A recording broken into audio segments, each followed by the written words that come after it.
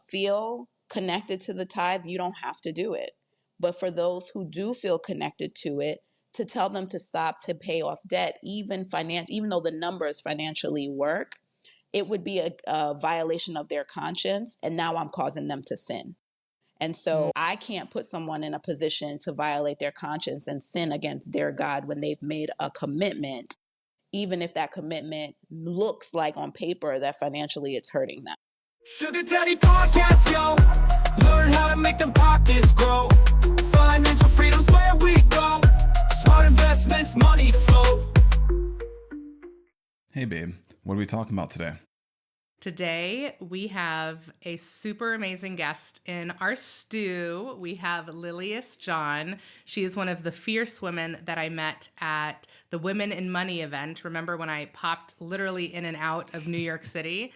And Lilias and I we sat next to each other at dinner, and our conversation just blew me away. And I was like, You have to be on our podcast. So guess what? She is here with us today, Lilias. We are so excited to have you. Thank you for being on the Sugar Daddy podcast. Thank you. This is so exciting. And I loved meeting you, Jessica. We had such a good conversation. It was instant connection. And I was like, and we're soul sisters. And she also lives in North Carolina. So we're practically neighbors. Yes. It was just meant to be. It was just meant to be. It was, for sure. In case anybody doesn't know, one of Jess's superpowers is that she connects with everybody. She is a people person. I'm semi-opposite. You're like a troll that wants to stay at home and not be bothered. I'm like, oh, I talked to our neighbor so-and-so. And he's like, who? And I'm like, we've lived here for 6 years. How do you not know who our neighbors are? But anyways, it is my superpower, and that has led us to Lilias. So I'm really excited. Now, this conversation, I'm just going to say up front, it can go in so many directions because Lilias really, she's just a force. But I essentially told her we need to recreate our conversation from dinner because there was so much. I mean, my jaw was just on the floor, and I was like, tell me more. I need to know more. So we're going to do a little bit of everything. Yeah. But let's get into this bio so that people know who you are and all the different directions we could potentially take in this conversation today. Yes. So. Sounds good. Yay. Okay. Lilias John, also known as Your Financial Stylist, is a finance coach, real estate consultant, and mom of 6. So y'all already know she's a superhero. She teaches biblical financial principles which clients use to transform their finances, break free from debt, and start to manage money God's way. With over 20 years' experience in real estate, she is also known for teaching homeowners how to build equity in their home without being a landlord, a Airbnb host, or house flipper. She has writing credits in Huffington Post, Black Enterprise, Debt.com, Credit.com, and is a respected voice in the personal finance industry. Okay, so see what I mean? Like, we could go real estate, we can go biblical finance, we can do all the things. How do you manage to have 6 kids and still do all the things? Yeah. Ooh. Are you sane, Lilias? Are you? I think so, by the grace of God, yes. 6 kids. Well, we always start off our conversations with our guests with your first money memory, and I know that's going to kind of lead us into the rest of our discussion, but if you would share that with us, we'd love to hear it. It's funny because I don't think we talked about that at dinner, but my first money memory is with my grandmother and her having like envelopes tucked all over the house with money, like under the dresser, under the mattress, in different drawers. She had envelopes of money stashed away all different places in the house. As her savings account? No, this was just like additional. She had a savings account too. She had a savings account for herself. She had a savings account for me. And then she had like all these other little stashes. So what was the purpose of having... Memory. What was the purpose of? I think maybe certain ones were for bills like that maybe weren't due yet, but she was receiving Social Security. And so she got 1 check a month and was just, I don't know why they were tucked under dressers and I don't know. That part I can't answer, but yeah, I don't know. Did you ever bring her an envelope and be like, Grandma, what's this? No. Oh, no. I like my life. I had to found a random envelope somewhere. see and don't see. I would have to just put it back. And like, I remember like looking for like my shoe one day and going under the dresser and finding this envelope of money and my shoe, and And just your shoe. putting it back and taking my shoe and going about my day. That is so funny. If I did that, I would just be losing money. You sure would. All over the house. You do not I would remember where never you put find stuff. it again. Never. I know. I'm so organized that I over organize myself sometimes. So organized that you over organize. So organized that you can't find things. Don't make that face. That's rude. It's rude. Yeah. Wow. There's probably something really beneficial to glean from that. I'm telling you. Yeah. So is your grandmother still with us? Okay. When she did pass, did you guys have to like scour through the house to account for all the envelopes? Yes. Yes. In fact, gosh. I was the one who was able to tell them there are envelopes. Here's one. Here's another one, and it was kind of like, I don't think like my family had no idea. I definitely have heard stories from other people that I know that when their grandparents passed away, that, they're going through the house and organizing everything and finding money in pots and pans, finding money in like old like shoe boxes and stuff like that. So Oatmeal containers. Seems like maybe a common thing with that generation. Yeah, I think so. Yeah. I think so. They wanted to spread their money out. Yeah. Well, Lilias, at dinner, we talked about so many things, but I want to start off our conversation about how you started your money journey, right? Because and even on your social media, you're very open about the things that have happened in your life, the money mistakes that you've made. You're not out here being like, I'm a millionaire who's done everything perfectly. You're like, no, there have been hurdles and blocks and learnings along the way. Absolutely. And one of the things that you mentioned early on in our conversation was your adoption story, and then what happened with your biological father. So I would love for you to share that with our audience and kind of how that catapulted your finance journey. Yeah. So my grandmother passed away in 93. So I was 12 at the time, and she had been my primary guardian for my entire life.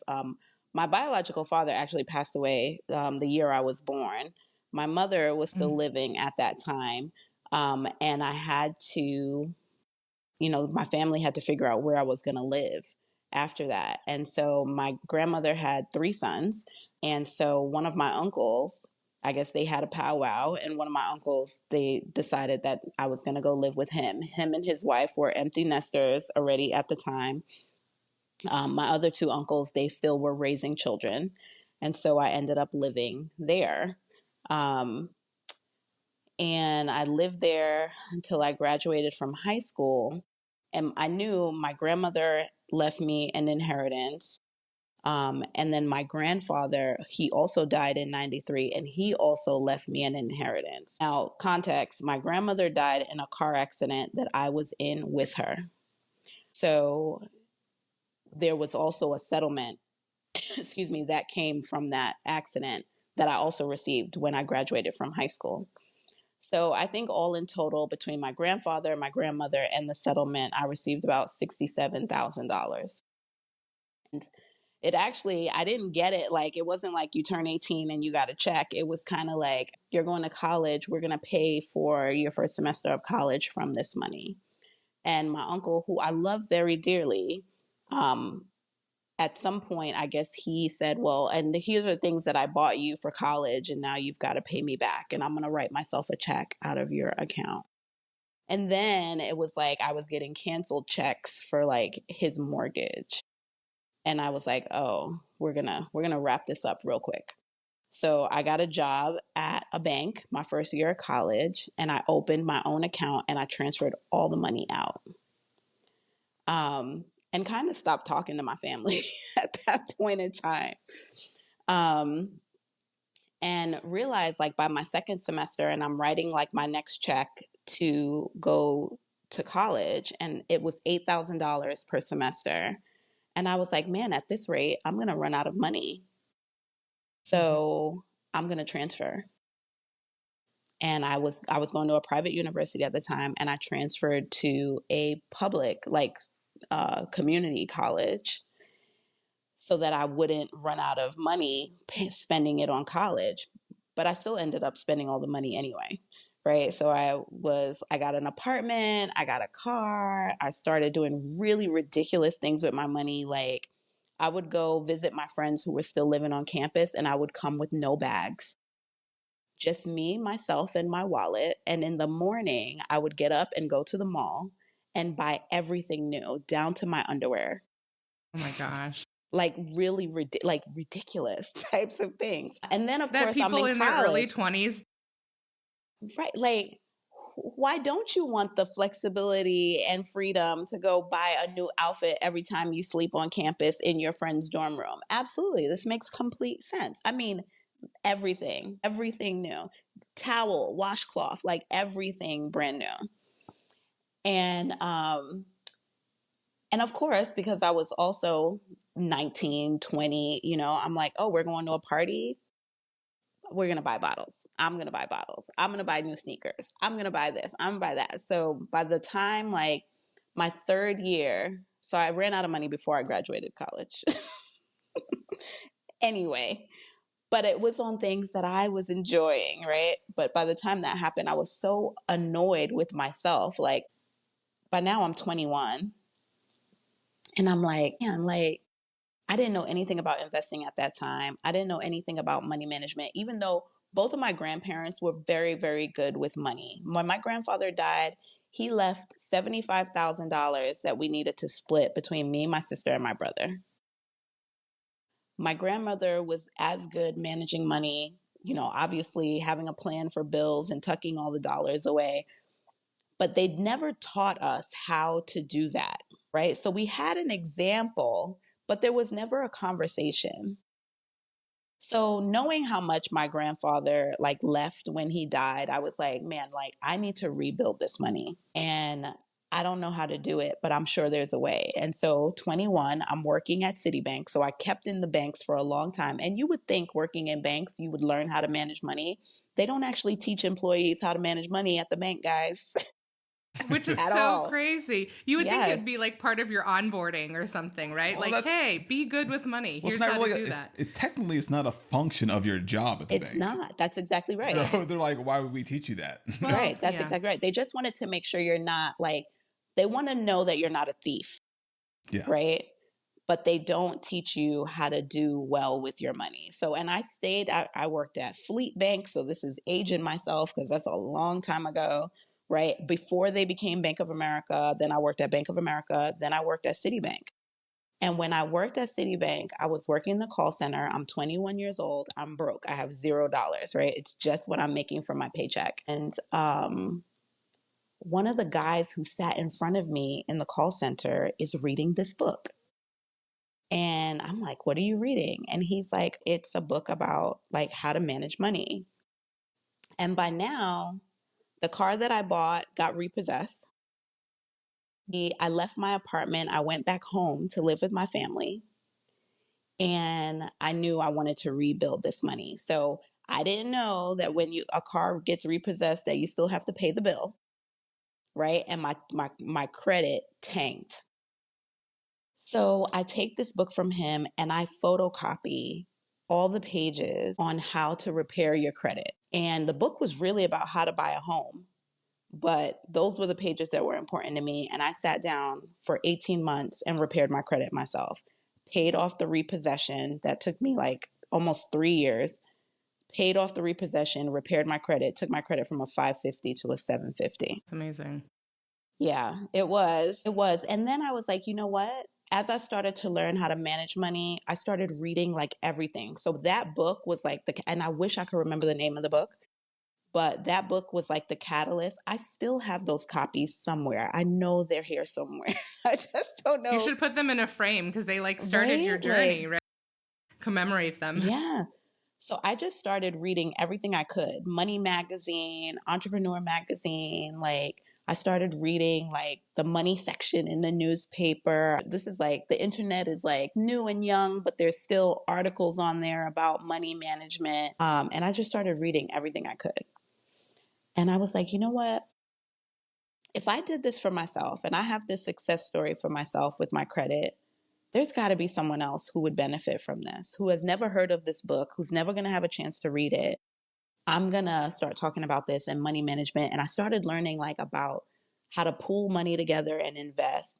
And I got a group of 20 of my friends together and I was like, hey guys, if we each put in $200 a month for 1 year, at the end of the year, we'll be able to buy a Subway restaurant, because this is when everybody was buying Subway franchises. Right. And I was like, and if we do that in 1 year, and then the second year we buy a second franchise, like we're going to be these big entrepreneurs and these owners, and we can grow from there. My friends looked at me like, we're going to the club on Saturday. We don't know what you're talking about, and we're not interested. And so I was so discouraged. I think I had like 2 friends who were interested. And because everyone else said no, the 2 friends who said yes, I was like, forget it. We're not doing it. I should have done it with them, with those 2. Yeah. We But know yeah, that now, but yes, you know. yes. Hindsight is always 2020. So Yes. that's really how my financial journey, my money journey started. It started from like these bad decisions with money, realizing the bad decisions, making an effort to clean it up, wanting to include other people or help others, and then getting to like this next point of discouragement, where I then obviously got back into it. Maybe a few years later, I started teaching, like, forget about friends. I'm going to start teaching strangers. And there's a story behind that too, how I ended up reviving, like, teaching others. Because at that point, when my friends all said no, I kind of just went on with my life, right? Like, I'm managing money well, I'm budgeting. I created my first budget template for myself. It's the same budget template I still use today. Started managing my money well, opened an IRA, because by this time I'm a parent. I became a mom at 24. Opened an IRA for my daughter, really for me, but for her. Got disability insurance because I understood it's more likely you'll get disabled than die, right? That's Bought like life Brandon's favorite insurance. phrase. Yeah, yeah. Well, the biggest thing is that a lot of people, when they think of actually like a disability, they think that they are permanently paralyzed. Yeah. And that is like the less than 1% of disabilities that occur. Most of them you will get better, but you're out of work for a certain period of time. And actually, normally it's like an illness that causes it. Yeah. But I do want to just pause for a second, and I do want you to continue down your path of all the things that you did. But the fact that you had the wake-up call of like, okay, my car got repossessed, I have to move out of my apartment, popping bottles at the club and buying sneakers, did not last very long, and now look at where I am. You could have stayed in that woe is me spot and just continued down that path. And instead you were like, I need to get out of this, and I am going to turn it around. And one thing that I really, connected with was you saying that like how both of your grandparents were good with budgeting, and it was more or less you seeing them doing it, but they didn't actually have the conversation with you, because it's not just enough. And especially when it comes to finances, it's not just enough to model good behavior. You really do have to explain it to your children so that they can understand it. Yeah. And not yeah. shy away from those money conversations. Yeah, and I think, their generation was so far removed from mine, they probably didn't even think about it, right? Like, I remember when I got my first job, my parents being like, save your money, but they never told me how much to save and what I was saving it for. But that was just the mantra I always heard, save your money. I mean, also the concept of, having these open conversations about money is something that's new, at least new within our community and a lot of other people that aren't part of the wealthy, because the wealthy have always talked about money with their kids and stuff like that. But it's something completely new. And then even, in your scenario, like our scenario, like the internet was not around. The internet as it exists today for, maybe some of our younger listeners didn't come around to like maybe 2008, 2009. So we were already in our 20s working. Yep. Yep. So we couldn't just go to the internet and Google something. We were still spending time at the library making photocopies, like you said, hey, let me photocopy this. Now it's, hey, send it over. No, you're copying page by page, and it's a whole thing. Yeah, there was no like, oh, go ahead and Google it or go to ChatGPT. No. It wasn't an option. That wasn't a thing. So you opened the IRA, you got disability insurance, you got life insurance. Is that all from the readings that you were doing? You were just self-teaching. Self-teaching. Yes, yes. From what I was reading, I was working a job that didn't offer any retirement benefits. And I was like, oh, well, according to these articles that I'm reading, even at my age, I can start a retirement. And I had inherited a retirement account from an aunt who passed away also, but she didn't really fund it with anything. So I was like, oh, well, okay, she gave me whatever was left in her retirement. And now I can start that same process for my daughter. Mm. So yeah, it was literally just, I self-taught on all of it, right? Like I didn't, later on, I ended up taking like a finance class and at NYU. And I was like, oh, this is really interesting. Especially when I started getting like more into real estate, because my first job out of college, I worked for a real estate developer. I was her first employee and she was a millionaire and she was only 29. You're And like, how do I like? right. But she was honest. I mean, I get it. She was like, there, I'm not going to teach you everything. And I was like, okay, well, I'll go find out myself. So natural drive is something that I've always had, right? Like my car didn't get repossessed because I was negligent with my payments. It's because I had a boyfriend who I was like, take the car payment and go to the bank. And he would not go to the bank and pay the car. Oh He man, was he was buying like comic books with my money. And one day I came outside and my car was gone. And I was like, Yeah, that's awful. that's a okay, lesson so in and of itself. right, this is over. This relationship is over. I'm going back to my parents' house. And I thought like the debt, like, oh, they'll sell the car and I'll be free of it and you. And that's just not how it worked out. Yeah, That's awful. interesting because I guess I never really thought, but thankfully I've never had to have a car repossessed. But I would have thought since you took the asset, That takes care of the payment. that takes care of my payment. Yeah, that's what I thought too. But they sell it, and whatever the deficit is between the Yeah, sales price and what you borrowed, you still owe. yeah, That makes sense. Mm. Just like when people pass away and like they still owe taxes, Yeah. And it's just, yeah, there's so many things. These are the things that we should be learning in Yes. school that nobody is learning until Yeah. it's too late. I don't want Yeah. to go down that rabbit hole because I have my own theories that there's a reason why they don't teach us that. Oh yeah, we don't have time for that rabbit hole today. You know what? We don't even need to go deep. I see you and I totally am understanding. I'm picking up what you're putting down, right? Like I get Mhm. it. It's there. Yeah. It's there. Yeah. Well, one of the other things that we talked about, because you, again, right from the start, you just very openly shared this journey. But then your friends were like, nope, we're going to the club. And you're like, okay, you do you, but I'm going to do me. We're going to see who's better in the end. But then you did have this itch to help others. So can you walk us through the Yeah. pivot of what you were doing in the Yeah. community and why? Because I thought that Yeah. was really fascinating too. So, okay, so what I would say probably between like 2000 and I don't know, 2 or 3 to like 2008, I wasn't really sharing what I knew financially with anybody. I tried with my friends. I maybe had a few one-offs who were like, "Oh, how do you fix your credit?" And I was like, "Here, take these photocopies, make copies, give it back to me." Like follow that and you'll be able, because the photocopies in the book were like all of the letters with the sections of the code on credit, right? So it's telling you based on this section, blah, blah, blah, you've got to delete this off my credit in 30 days if you don't respond or whatever. So I was helping people in that way, but it was like one-to-one. Then in 2008, I graduated with my master's in real estate development from Columbia University. At the time, the university was working on this project. They were expanding their school into Harlem, predominantly Black community, prestigious white university, right? The neighborhood. So I would have to go to the public hearings and the community meetings. And I mean, people came and they were livid. They were like, my kid will never be able to afford to go to this school. My kid doesn't even go to a school that will educate them well enough in order to qualify to go to your college. I don't want you in my neighborhood. I don't want you expanding your school in my backyard. And for me, being that I had been working in real estate by then for almost 4 years, I was like, man, and I had this financial like knowledge that I had taught myself. I'm like, man, maybe if they understood financial literacy is their key, With that knowledge, you can put your stake in the ground and not have to worry about gentrification, not have to worry about being pushed out.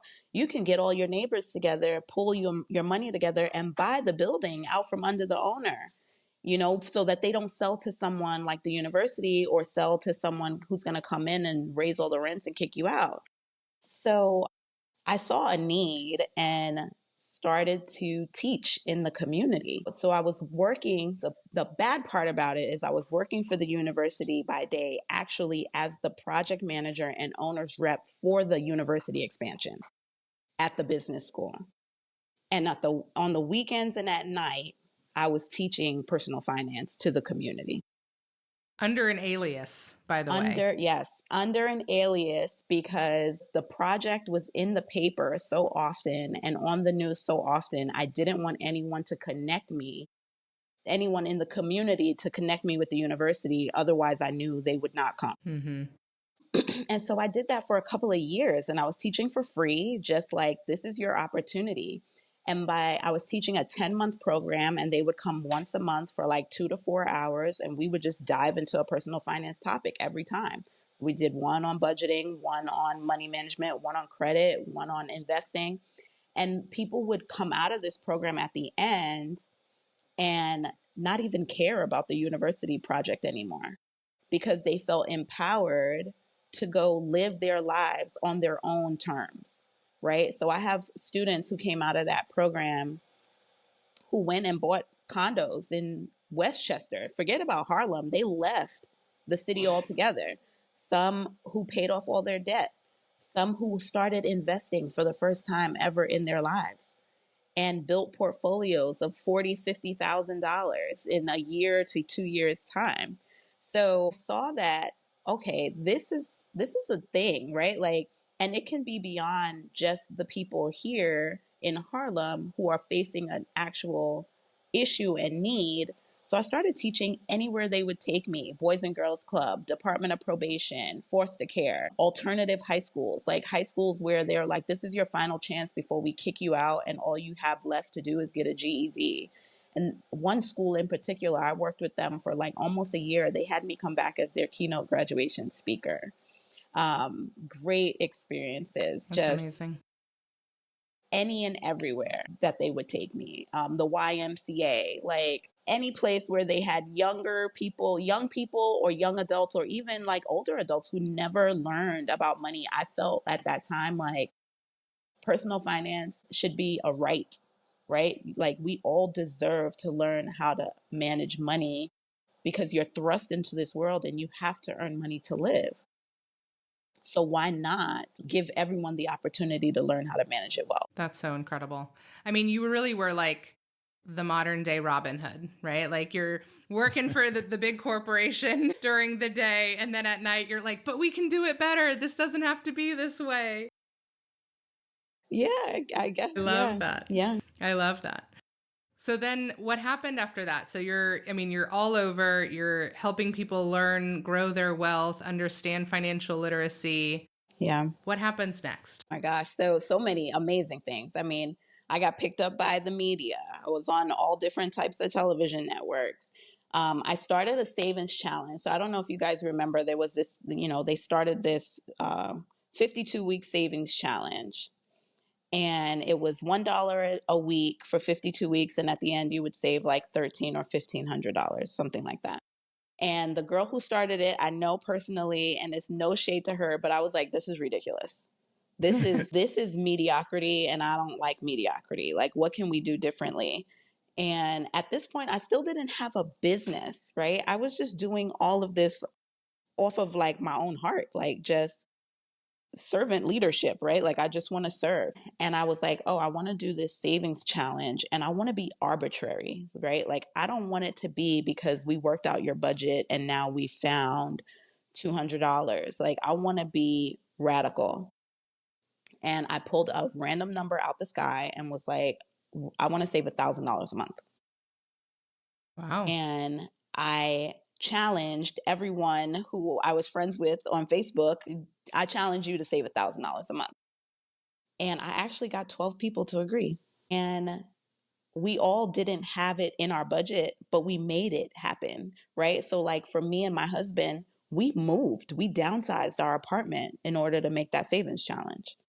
We Oh had my two, gosh. yeah, we had two cars at the time. We parked up one car because one car was paid for, and I rode the train and he drove. We took one of our kids out of private school. Like we ended up, it became so fun. We ended up being able to save $2,000 a month instead of 1,000. Wow. Because of that intentionality and Just being really, intentional. And our group, I had 12 people who started with me. Six of them dropped out. We had six people who stuck with us. I can't even, like, out of the six that stuck with us, they stuck with me for 2 years and bought houses, built portfolios, like, same story again. And Pix 11 picked it up and had me on to talk about, like, they called me the budget saving mama. I love it. How many kids did you have at this point? Four girls. Wow. Yeah, The fact four. that you're doing all of this, working full time, then Mm-hmm. weekends and nights in the community, building this challenge. I mean, did you ever sleep? Because it doesn't sound like you did. Yeah, yes. I listen. So my boss at Columbia Business School would always say, if you want something done, give it to somebody busy, right? So like Mm. moms, for whatever reason, we have this, and I definitely credit Jesus with it because this I have a supernatural ability to manage a lot of things at one time. Now, full transparency, that does not mean that everything is being done at 100, right? But it's being done. And I Mm-hmm. give myself that grace to know, like, it's not always going to get done at 100, but it's going to get done. Yeah. So I still didn't have a business yet, still just doing all these fun things, getting picked up by media. My social media is growing. And I'm like, oh, and to me, I was like, I don't need this to be a business. I make six figures at work. I don't need the money. I love to do it. And I didn't want to take on the responsibility of a business. And of course, so many people are like, well, you have something here. This can become an income stream for you. And I was like, oh. And then I had some friends. So some of my finance friends were doing the same thing, and we were all growing together. Everybody's social media is bubbling. Everybody's getting picked up by media. They're plugging me because they've got things that they need to do and they can't go to all their media appearances. And I'm like, okay, I'm going to make this into a business now because now they're making money.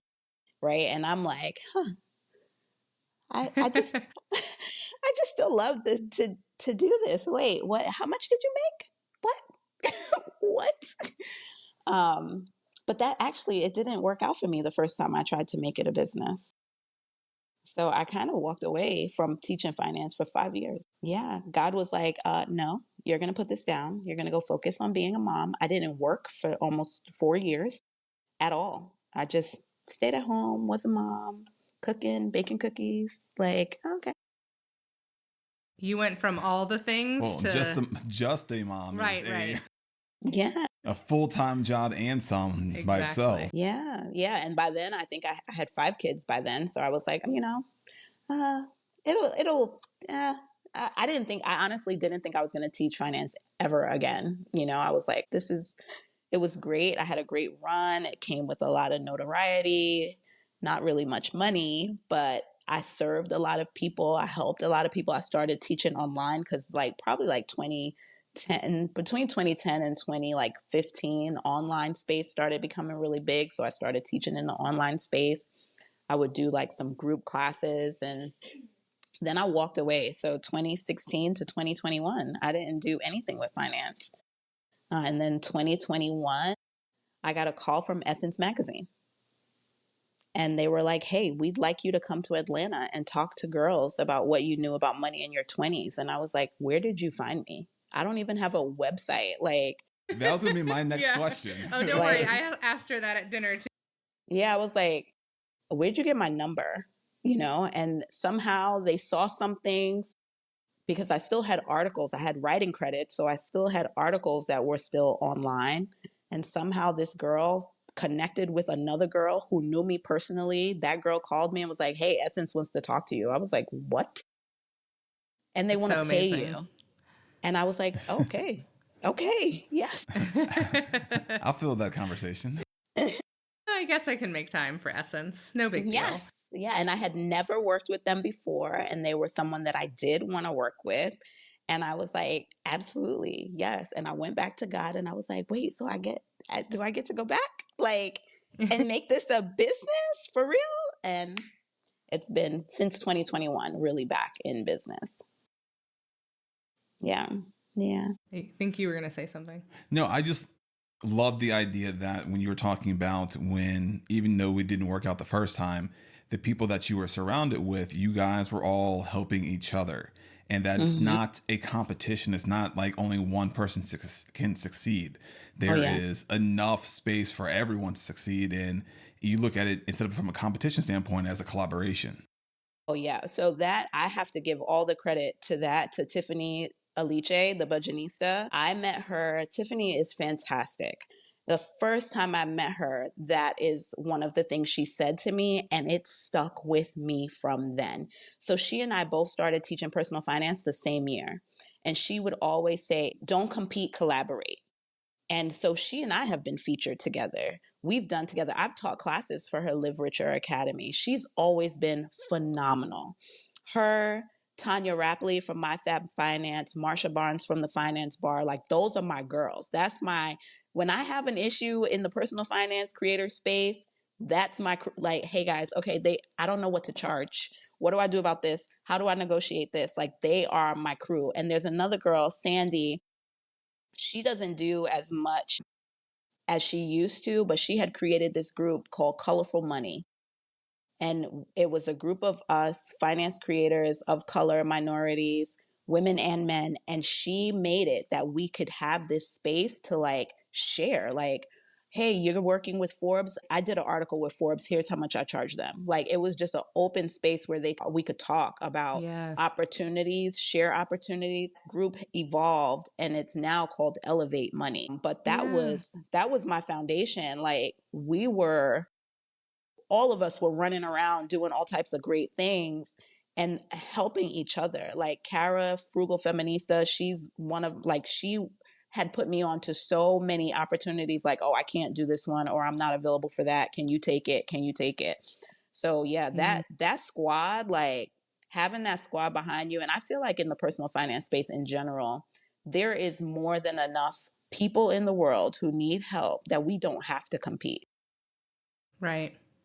You know? Well, I even think about that when it comes to like real estate agents and real estate investors. And you've got all these shows about, who's buying these $32 million penthouses in Miami and at the beach in California and all. And it's like, we have all these shows and yes, they're competing, but there's still enough space, So then you look at something as not fun and sexy as finance.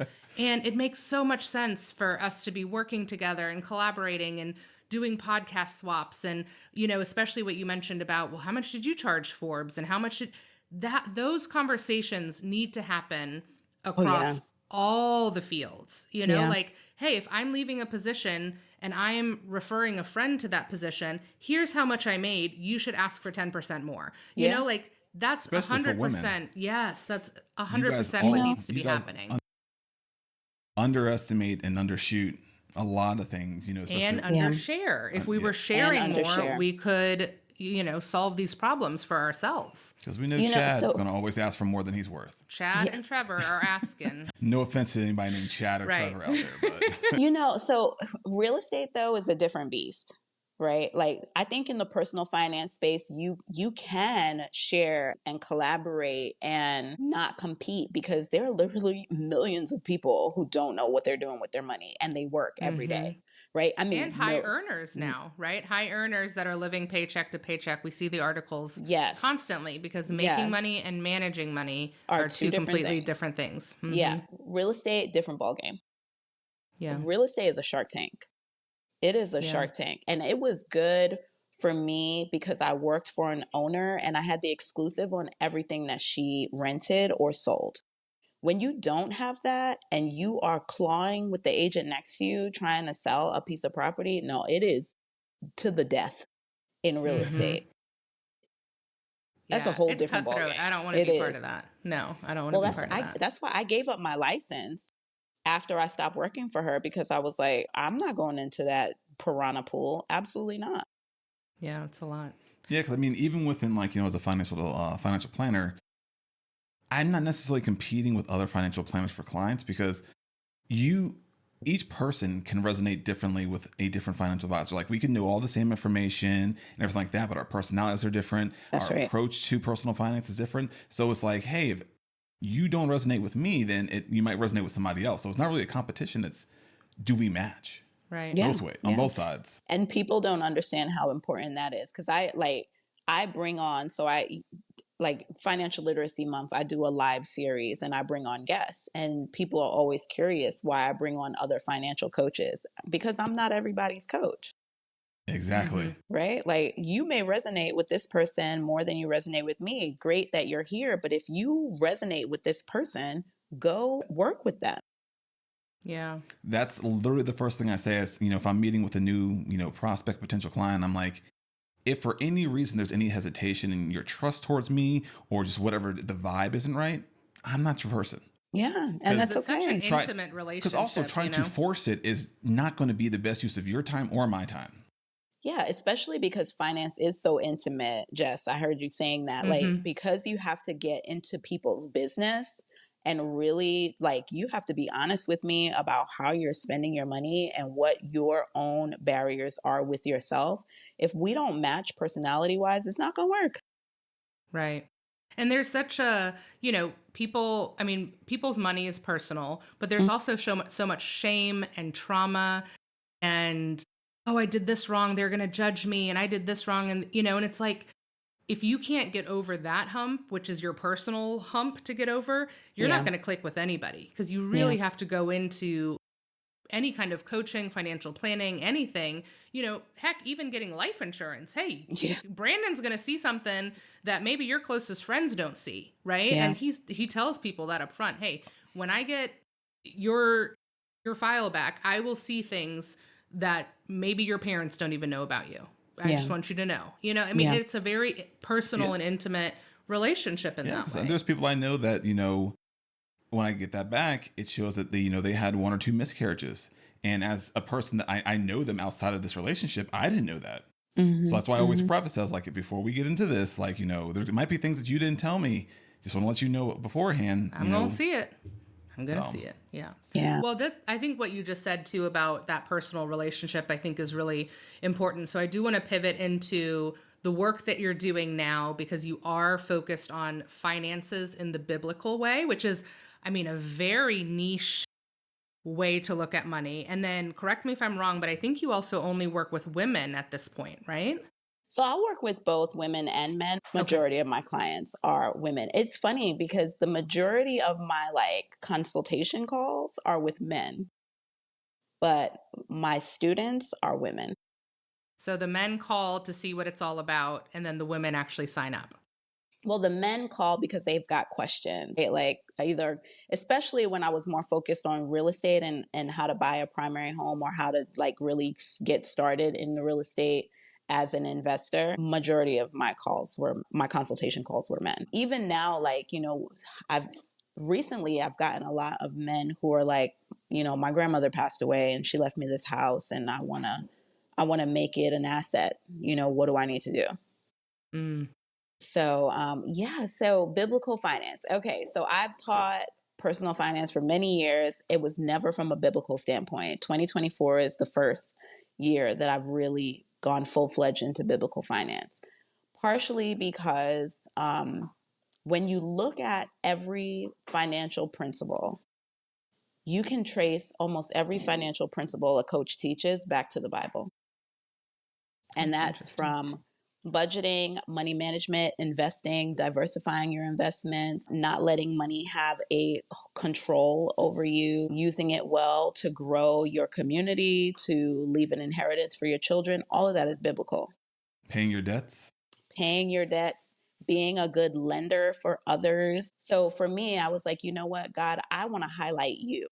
I want to show, and so two parts. One, every financial principle goes back to the Bible in some way, shape, or form. And two, Jesus is a way better financial coach than I'll ever be, right? Because while I can teach anyone how to set up a budget, I can teach anyone how to manage money if they're a good student, and I can teach them how to get out of debt, I cannot do anything supernatural in your finances. So I can't make you go under the dresser and find a check that you somehow lost for $1,500. I can't do that, right? I can't give Right. you favor with your creditor where the creditor is telling you, no, you need to pay me in full or I'm reporting this to your credit report. And then the next time you call, they're like, you know what? We're going to give you a payment arrangement and we're going to make it affordable. I can't do that, but God can. So let me give him his proper credit and tell people about this additional resource in finance that has nothing to do with money, but That's will so interesting. improve your money relationship for sure. Yeah. So started teaching personal finance with biblical concepts this year. Really, once a week, I was like, I'm going to do a post on a financial principle that relates back to the Bible. And in March, I kind of was like, God, what do you want me to do with this? This is not getting really a lot of attention. No one's really paying attention. If this is what you want me to keep doing, like I was doing fine teaching finance just by itself. And I said that before I made a post on a Sunday, and that post went to 2 million people. And I was like, okay, Jesus has spoken. Keep going. Here we go. Yeah, and I love it because it's such a I did not realize how many people wanted to know what God had to say about money.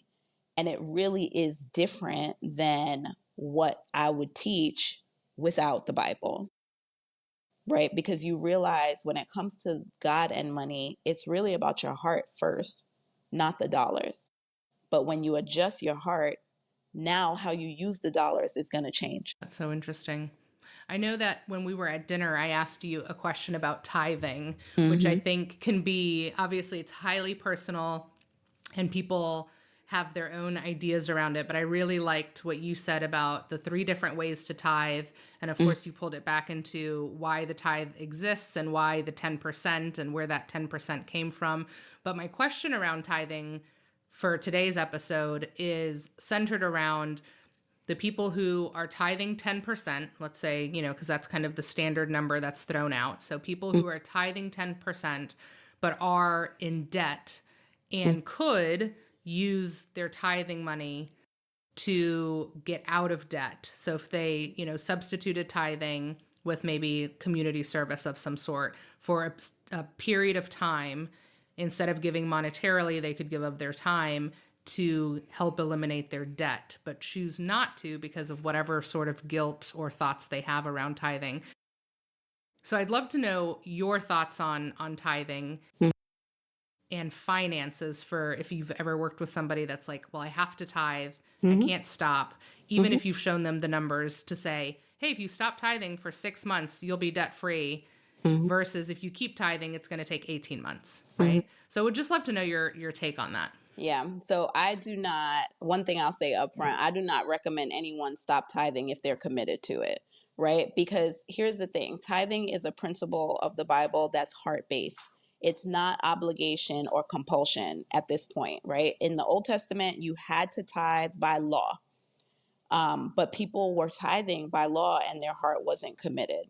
The principle of tithing started before the law. So in Genesis, we see Abraham give Melchizedek a tithe of 10%. And then we also see Jacob give God a tithe of 10%. Both of those tithes existed before the Mosaic law was even created. So the principle of giving God a tenth of what you receive, we have to remember, one, everything we have is his anyway. He's giving it to us on loan as stewards. We have to then, in honor of him, we can give 10% back to him. If you don't feel connected to the tithe, you don't have to do it. But for those who do feel connected to it, to tell them to stop to pay off debt, even though the numbers financially work, it would be a violation of their conscience. And now I'm causing them to sin. And so I can't put someone in a position to violate their conscience and sin against their God when they've made a commitment, even if that commitment looks like on paper that financially it's hurting them. So have I had clients who say they're not reducing their tithing? Absolutely. I've had others who have chosen of their own free will to do it, right? And then they supplement their tithe with time and talent, right? Because tithe can be financial. You can give a tithe of treasure, a tithe of talent, and a tithe of time. And really, as a believer, you're supposed to do all three, right?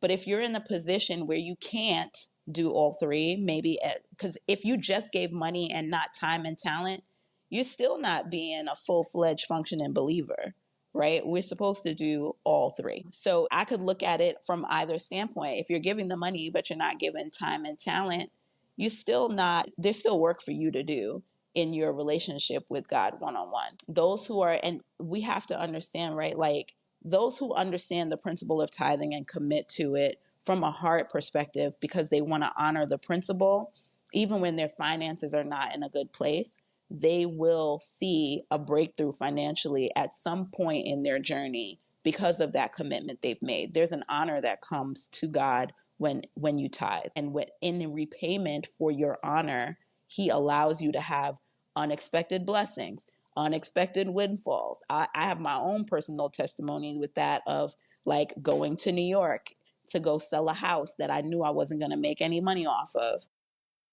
walking away from the closing, going to see my mother-in-law and her being like, hey, you got some mail here. I open up the mail, it's a check, a refund from my mortgage company. Oh, we messed up. We overcharged you. Here you go.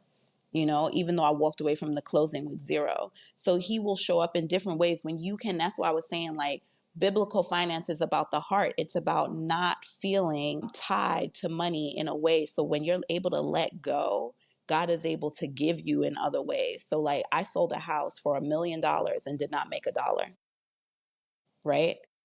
Totally did not make $1. And that's his own story. But then God, Part 2 of the podcast. yes, part 2. But God saw that I wasn't griping or whining or complaining about having to walk away from this closing table with nothing but my name. Because that's what I asked for. Lord, just let me walk away with my name clear. Forget about the money. If I don't make $1, I don't care. And then he blessed me the same day with a check from somewhere else. That's the posture of biblical finance. It's learning how to manage money well. Yes, absolutely. Learning how to be a good investor. Absolutely. But also learning that you don't have to let money control you or hold you. The easier you are to let go of it, the more you can be blessed with over time. I love that. And I think that even ties back to our previous conversation about when you're working with an advisor who you two connect with and you match and they respect that aspect of you. I personally wouldn't consider myself an extremely religious person. I do believe in a higher power, but I've had instances with, clients where they were tithing. From a mathematical standpoint, it would make sense for them to put that money towards debt, but that was important to them. We're like, okay, conversation done. Let's move to the next one. Mm-hmm. Mm-hmm. And I think it's okay. Me, when I first started teaching personal finance, I was very like, no, you got to get rid of this. Like, you've got to get rid of, you can't afford Starbucks, right? Like when you do the math per capita, you have to make at least $90,000 a year to afford Starbucks. You don't make $90,000, cut Starbucks from your budget, right? Like that's how I was teaching. And it worked for a lot of people. But over time, I've realized, like, listen, there are things people want that they want. And I'm okay with you having your choices. As long as you understand that means you have to make other choices somewhere else. Yeah. 100%. Yeah. Because I don't tell people what to do. I show them what it looks like if they take option A, where it goes to, how long it takes to get there, or if you take option B, how long it takes for you to get there, and what that looks like. You make the decision as long as you are comfortable with it. Everything's fine. Like I said, once again, it's not my life. Well, but also when you're uncomfortable with something, right? If it's like, okay, cut out Starbucks and it's like, oh, that's my one piece of happiness for the day. Well, then you're probably not going to stick to whatever the plan is long term. You're going to be miserable, which again, it's just like that diet mentality of like, oh, you can't have fried chicken. So all you want is the fried chicken. And then when you have an opportunity, you're going to binge the fried chicken. It's just, it's not a good cycle, So. Yep. True. Lilias, this has been, I know we need to do a part 2 and part 3. First of all, how do you afford berries for your 6 children? That's a whole episode in itself. But then also, Our kids inhale strawberries. We need to We invest in cannot a keep up. strawberry. My I need a gosh. raise for the, yeah, if anybody's trying to sell a strawberry farm, please let us know because we will buy it. No, we will invest in it. I don't want to till it. But we know that there's so much more to this conversation where we can dig in and pull out all of your goodness. For the people who are listening who are like, ooh, Lilias could be my person. I resonate with women in finance and the biblical aspect. Where can our listeners find you? Yes, so they can find me online. So I'm on Instagram at Your Financial Stylist. You can also go to my website, which is yourfinancialstylist.com. I also have a little bit on TikTok, a little bit. Your Financial Stylist over there too. Perfect. So those are We'll tag sort of my everything. main ones. I'm trying to Okay. build up on YouTube. Actually, I'm going to be starting a series called Pulling Back the Curtain, because I think, like you said, Jessica, how I'm so open and I'm like ready to share. I think it's important as a finance coach to not let you think everything over here is perfect, right? So let me pull back the curtain and show you my life behind the scenes. I'm not afraid to share because my biggest thing is, here's the mistakes I've made. I've made every mistake and here's how I've bounced back every time, right? So don't be afraid of making the mistake, right? You can always recover with the right attitude. Like I just came back from Europe and I was sharing on Monday, like how the euro being stronger than the dollar ran my pockets. Like Yeah. it's like you're bleeding money out there, you know? Mm-hmm. And Yeah. I blew my spending budget. But did you have a fabulous time? I did. I had a great time. I had a great Okay, time. good. Yeah. Well, we usually say, well, what's one thing you would leave our audience with? But I feel like you just said it, right? Like, don't be afraid to make the mistakes. But is there anything that you'd like to add to that as a final thought? So I posted this today, actually, and I think it's a perfect quote to end with. You are only a failure when you quit, not when you try one more time. That is perfect. Yeah. That is really nice. We are so thankful for this conversation. Again, stay tuned. We're going to have to do a part 2 and part 3 to dig into some of these other areas. We will make sure to tag all of your socials and your website. Definitely can't wait for the YouTube series of Yeah. you pulling back the curtain, because that honesty and transparency is so important when it comes to this topic, because the internet will have us believing that everyone's out here walking around like a millionaire with 60 properties, living their best life. And Yeah. we know that that's not the reality, but sometimes looks can be deceiving. So we appreciate your honesty and vulnerability and the journey that you've taken, which has been so incredible. So thank you for being with us today, Lilias. Oh, thank you. Thank you for having me. Sugar Daddy Podcast, yo. Learn how to make them pockets grow.